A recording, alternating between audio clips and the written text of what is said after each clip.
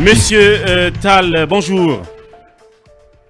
Bonjour à tout le monde. Bienvenue, rassurez-vous, on va aller jusqu'à la pause et derrière on vous reprendra pour continuer justement à prendre votre lecture. Hier, vous étiez justement, vous vous en rappelez, hier, on était sur le volet économique. Évidemment, alors, volet économique, oui, pour toujours rester dans l'actualité, Monsieur Tal, alors vous avez brossé hier un bilan économique de la gouvernance CNRD. Aujourd'hui, je voudrais vous interroger sur l'aspect judiciaire également qui fait... Est-ce qu'il avait fini avec le volet économique? Ouais.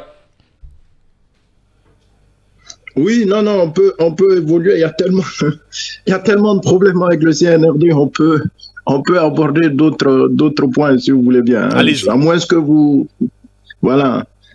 Allons-y. La justice, on voit les magistrats aujourd'hui en bras de fer avec le garde des Sceaux. Et il y a aussi ce que j'ai appelé la judiciarisation de la transition avec tous ces procès, la CRIEF, le procès du 28 septembre emblématique. Alors, quel est le regard que vous portez sur tout ça? Bon, écoutez, au début de cette transition, il y a eu quand même des propos assez encourageants par rapport à la gestion de la justice dans son ensemble. Vous vous souvenez, la justice sera la boussole, ou bien la CRIEF, qui avait été quand même des initiatives bien accueillies dans l'opinion.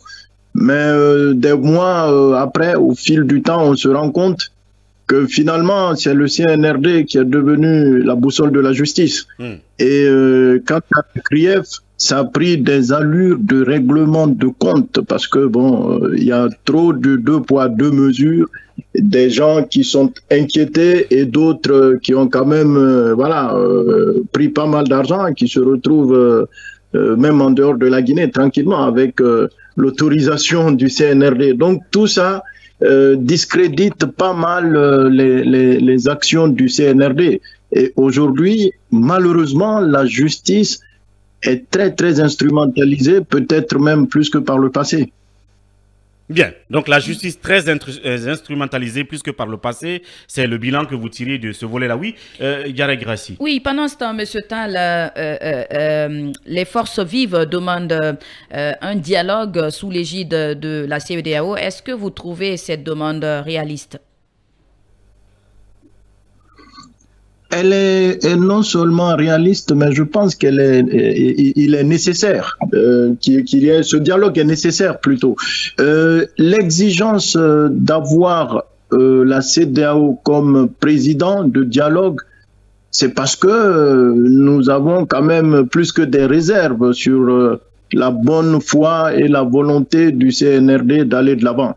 Et on ne peut pas concevoir un dialogue dehors des principaux acteurs politiques que nous sommes, nous, en tant que force vive.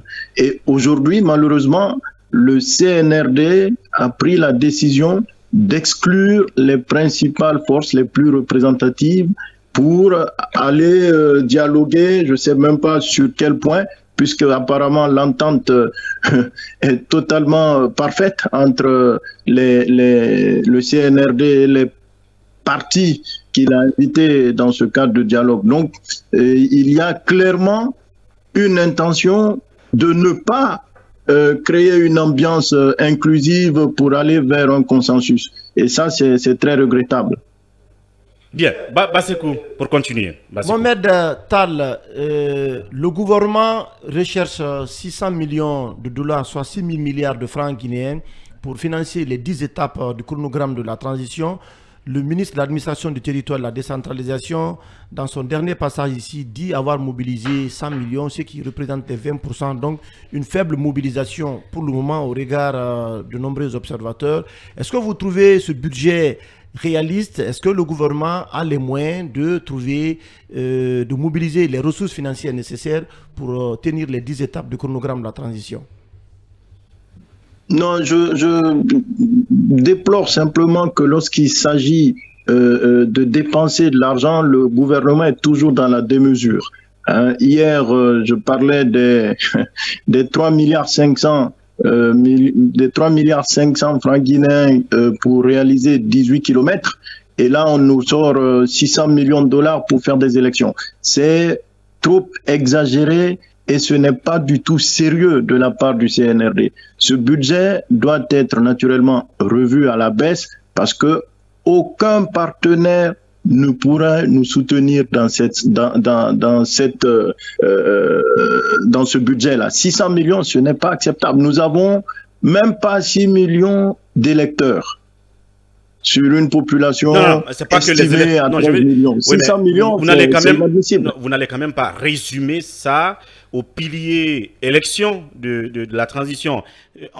On peut dire que c'est un budget transition, comme ça, parce qu'il y a 10 activités autour desquelles se résume toute la transition. Et donc, c'est le budget qui vaut pour ces 10 activités, y compris des activités allant dans le sens du scrutin électoral. Donc, le RGPH, la nouvelle constitution, le RAVEC, encore quoi d'autres activités. Des institutions. Des institutions républicaines. Voilà. Puisque le CNRD a estimé qu'il lui fallait 600 milliards et qu'il préfère renoncer 600 millions de dollars, oui.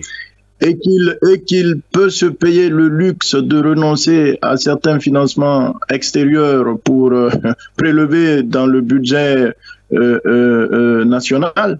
Certainement, il doit avoir des moyens. Bien. Dans ce cas, il ne faut pas tendre la main à l'extérieur. Il faut qu'il trouve en interne les ressources. Ça, dans cette condition-là, il n'y a aucun problème. Ils mettent les prix qu'ils veulent, hein, à la limite. Hein. Voilà.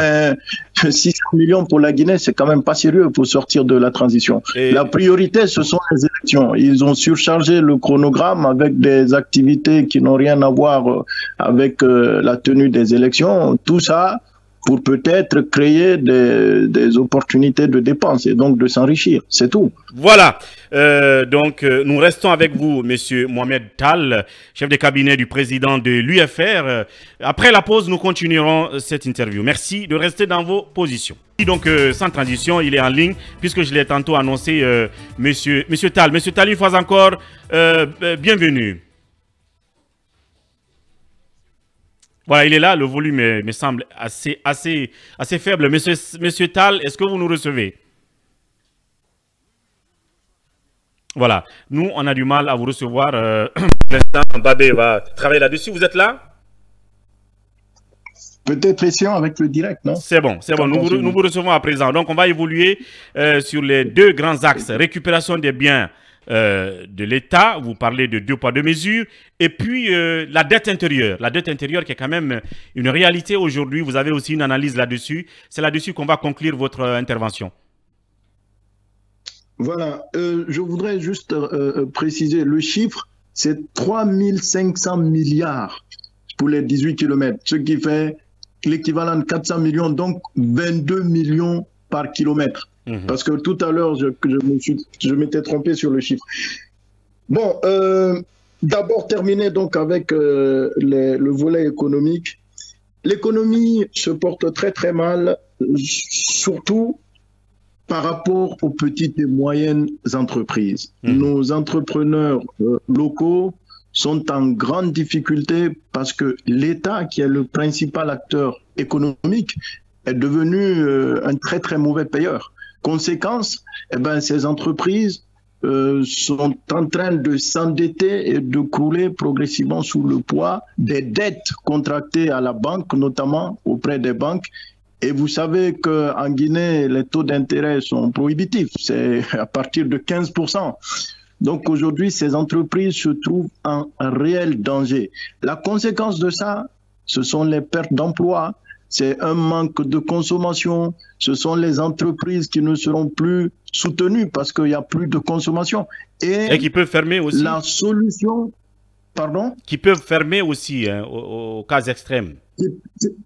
Mais bien sûr, parce que c'est assez contagieux ce phénomène-là. Et donc, l'État, face à cette situation extrêmement difficile, a très peu d'options finalement. Parce que l'option de l'emprunt devient quasiment impossible à cause de la situation des banques qui sont en sous-liquidité. Donc le bon du trésor, etc., ça ne peut pas marcher. Augmenter les impôts, ça peut pas marcher non plus puisque les entreprises sont en difficulté. Hein, et puis, bon, finalement, il restera quoi? Bien. La planche à billets. Et j'ai l'impression qu'on va se diriger vers ça, ce qui serait extrêmement préjudiciable à notre économie parce que ça va alimenter fortement l'inflation. Donc, vous voulez dire que le CNRD est tenté d'aller vers l'usage de la planche à billets et à outrance pour pouvoir tenir? Mais écoutez, il n'y a pas d'autre solution. Ce qu'on faisait habituellement, c'était les bons de trésor essentiellement, et c'était les banques commerciales qui étaient surtout acheteuses à l'époque. Mais maintenant qu'elles ont moins d'argent, eh ben voilà, ça marche pas. Si on émet aujourd'hui des bons de trésor, on ne risque pas d'atteindre les objectifs. Bien. Parce que les banques en achèteront moins. Bien, voilà. Donc, vous voyez toutes les options possibles pour avoir des ressources pour l'État. Il n'y en a pas beaucoup, hein, en dehors de la planche à billets. Récupération des biens, voilà. 2 poids 2 mesures. Vous disiez. Oui, là c'est quelque chose qui avait été annoncé dès le départ. C'était un des grands dossiers engagés par le CNRD à son arrivée, avec la CRIEF. Donc, ça avait été plutôt bien accueilli par l'opinion à l'annonce des objectifs. Mais on s'est rendu compte que finalement, ça visait essentiellement les deux leaders politiques qui ont été spoliés de leurs biens, alors que l'affaire était en justice, ils ont été sortis manu militari de chez eux.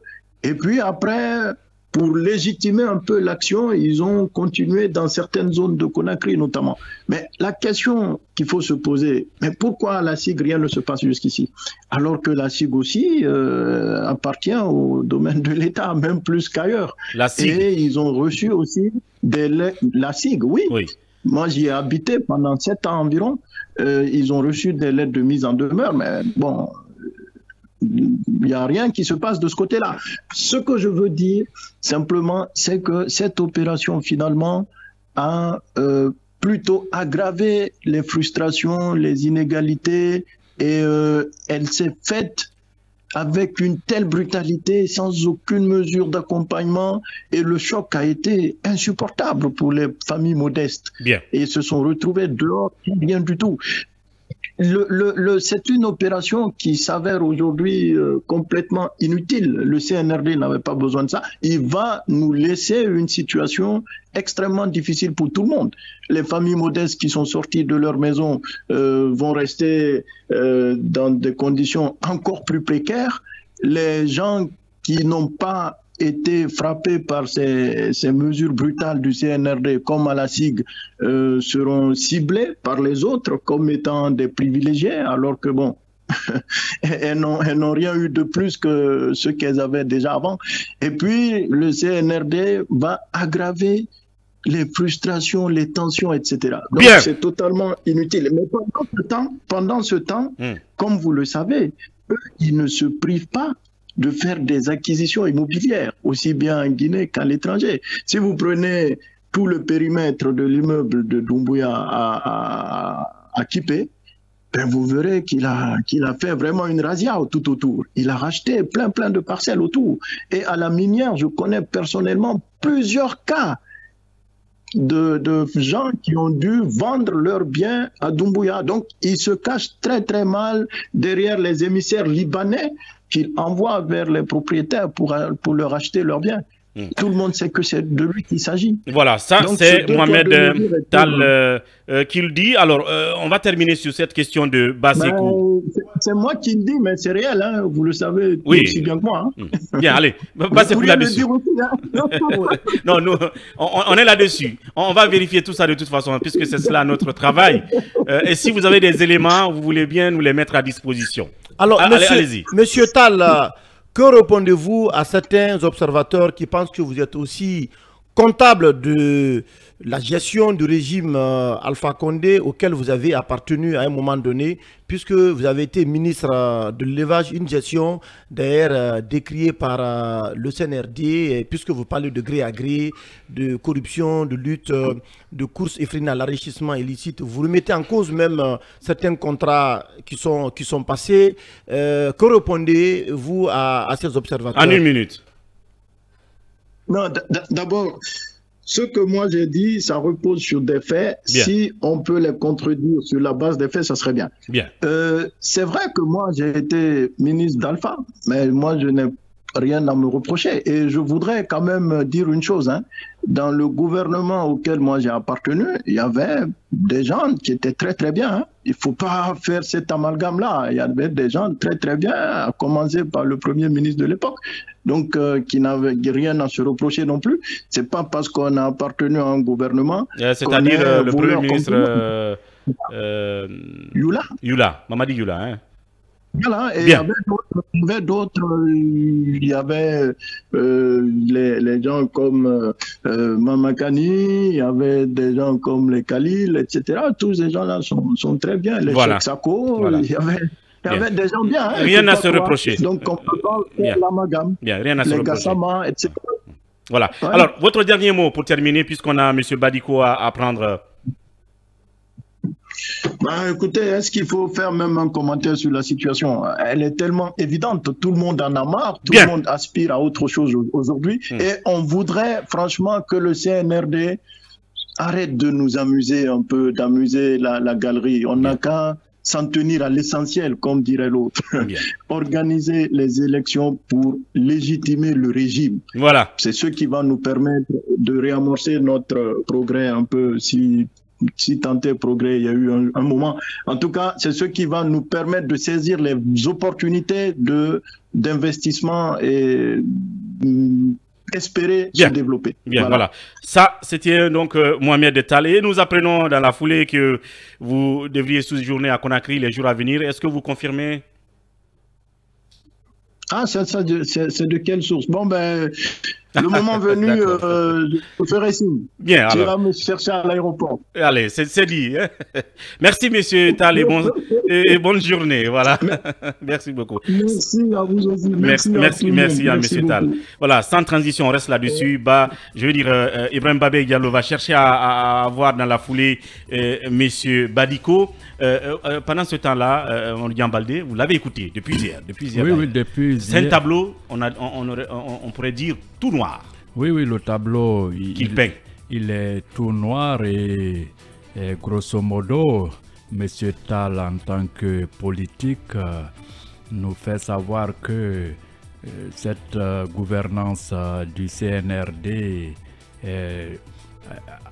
avoir le tableau, c'est que les fruits n'ont pas tenu la promesse des fleurs. Donc on s'attendait à ce que ces gens viennent nous bâtir un pays de cocagne, mais ce n'est pas le cas. Au lieu, comment dirais-je... Donc ça redevient un pays du gré à gré? Oui, un pays de gré à gré où ça sent beaucoup la corruption. Et tout ça ne sont que des soupçons. Et en tant que politique, je crois qu'il fut ministre ici, il est mieux placé pour le dire. Il peut disposer de plein d'informations que nous n'avons pas.